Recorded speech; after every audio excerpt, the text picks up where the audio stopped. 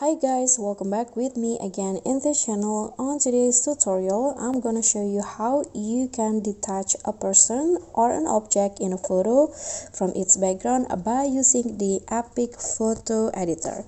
So the first thing that you need to do is just open your EPIK apps on your phone, this one,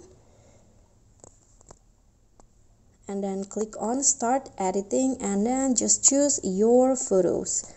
So for example, I'm going to use this photos right here, and the detach options or feature can be found under the tools. So click on the tools and here click on detach and just wait until the EPIK apps processing your photo with AI and detach the person from its background.